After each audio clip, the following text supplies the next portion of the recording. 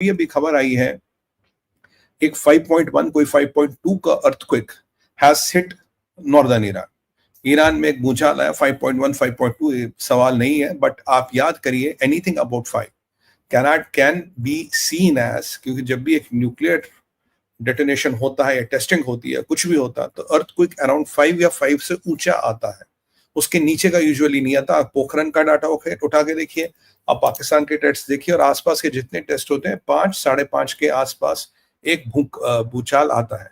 तो क्या ये जो भूचाल आया है ये नेचुरल है या कोई कुछ बहुत बड़ा हुआ है, something big has really happened and nobody seems to know about it, but you know as usual Bharat Vichar is first and fast to cover it. तो भाई क्या हो रहा है, कैसे हो गया ये?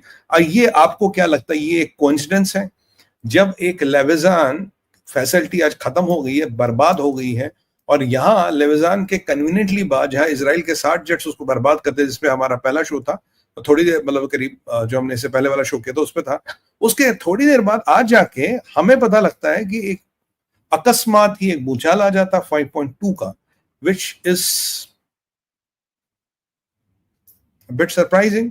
It can B natural, but अगर लेविजान के डिस्ट्रक्शन के बाद देखिए, क्या ये नेचुरल है?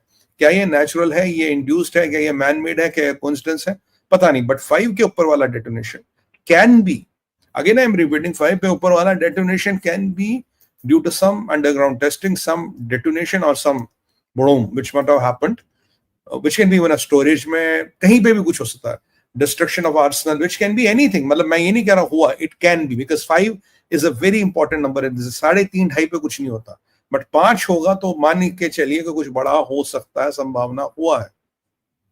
यहां जब ये सारी चीजें हो रही है, हम एक चीज भूल रहे हैं, the war clock is ticking. Trump ने जो 14 दिन का समय दिया है वो वॉर क्लॉक टिकिंग है। क्या उस वॉर क्लॉक में जो 14 दिन का समय है, उसके अलाउंड एक प्लान है कि आज लेविजान, याद करिए स्ट्राइक प्रोटोकॉल अल्फा भी एक्टिवेट है, 5th क्वाड्रेंट उसका एस्केलेशन वाला है। तो क्या ये प्रोटोकॉल जो हमारी स्ट्राइक प्रोटोकॉल अल्फा है, जो इस पर हमने भी लॉग किया था, जो मैंने आपको बताया था, क्या उसमें जो ये एस्केलेशन मैट्रिक्स है, उसमें मैंने कहा था रोज एक नया एस्केलेशन होगा, एक नया कीर्तिमान इजराइल सेट करेंगे। अब ये नहीं कि रात को ही होगा, don't be under this impression कि रात को एक्शन होगा, दिन में दोपहर को, ये कभी भी कर सकते, they are very good at that. तो क्या ये जो एक्टिविटी हो रही है उसका पार्ट है? क्या ये 14 दिन का प्लान बेसिकली, ये जो हम इसको जिसे हम कहते हैं war clock, it's not a war clock, it's a plan where in every step is drawn.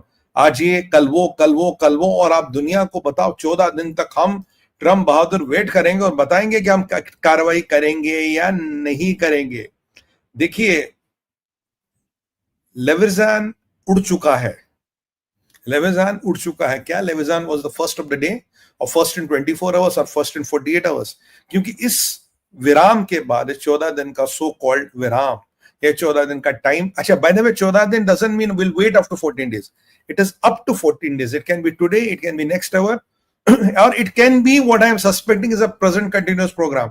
इस 14 दिन के विंडो में कीर्तिमान या whatever objectives have been set, उसको धीरे धीरे सिस्टमैटिकली आप करते जा रहे हो। तो आपने 14 दिन का, और आपकी कार्रवाई चल रही है। आज ईरान के न्यूक्लियर मास्टरमाइंड्स कहां है? ईरान के nuclear masterminds they are killed, और दे आर हंटेड, और they are running in the central Iran में जो माउंटेन्स हैं। IRGC के बड़े कमांडर और ईरान के मास्टरमाइंड्स वहां भाग रहे हैं, ये सच्चाई है। तो ये अगर सारे भाग रहे, तो इसके पीछे कारण क्या? What is the reason behind this? I mean lot of them are dead. अगर आप लेविजान का देखें तो वहां अब भी न फोटोज न मीडिया, कंप्लीट ब्लैकआउट। लेविजान में कौन कौन मरा, कितने लोग मरे, who all have been hit with लेविजान, कितने लोग वहां थे, who is possibly hiding there, who was eliminated there, we do not know. ये जो ट्रंप का कहना है up to 2 weeks, it can be any time, it doesn't necessarily mean 2 weeks.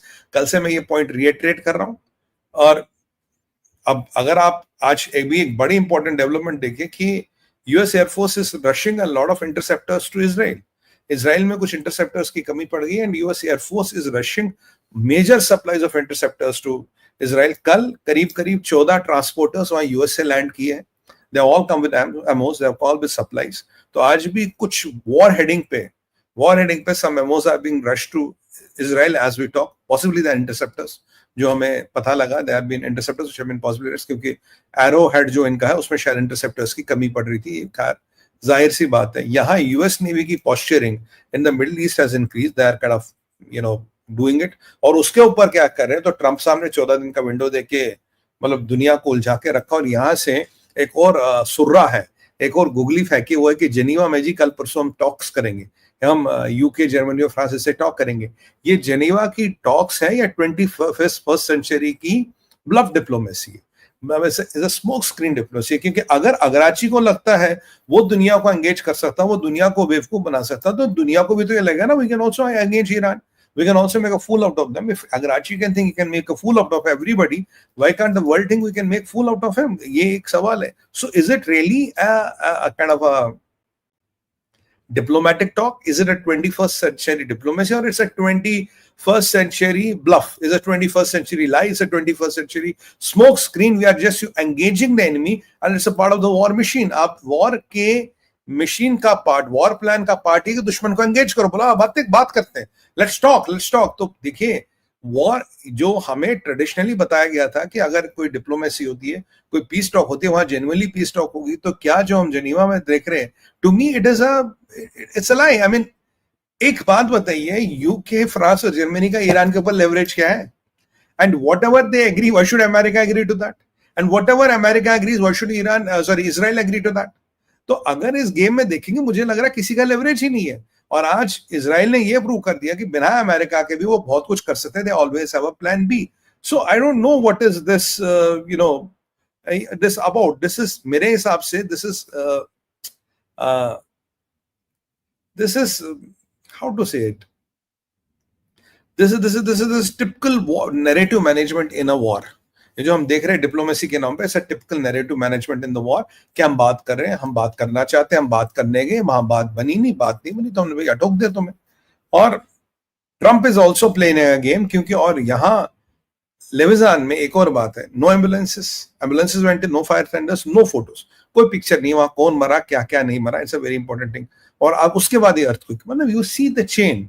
And with Israelis, when the pagers can go up, when your walkie-talkies can become bombs, when Hassan Nasrallah can be eliminated, when Ismail Haniya can be eliminated, when all the generals can be eliminated with precise intel, precise strikes, Israel spinning surprises, Israel giving you the surprises and delivering what is conceived to be impossible is the trademark of Israel. Or I am not saying this earthquake is kind of something Israel has, but I am saying you, with all those developments happening and with all these things and in all this facade of diplomatic talks and all, where nobody has leverage over others, so is this natural or is a coincidence? Or 5 रात देखिए 5 5:30 का मतलब है there is a possibility of a, जब कोई nuclear deterrence होता है, testing होती है, कुछ भी होता है, डेटोनेशन होता है, तो इतना ही अर्थक्वेक आता है। तो I am just suggesting, trying to suggest that ये हमारा एक बड़ा अध्ययन है। और ये जो इसका एपिसेंटर जो है वेस्टर्न फॉल्ट लाइन्स के आसपास था, बट क्या ये नेचुरल था, क्या ये इंड्यूस था? अब 14 दिन का ट्रम्प का डॉक्ट्रिन भी चल रहा जी, मिलिट्री स्ट्राइक काम चल रही है। अब ये जेनीवा टॉक्स में मैंने बोला इनका कुछ रोल है नहीं, what are they going to do, what is their leverage?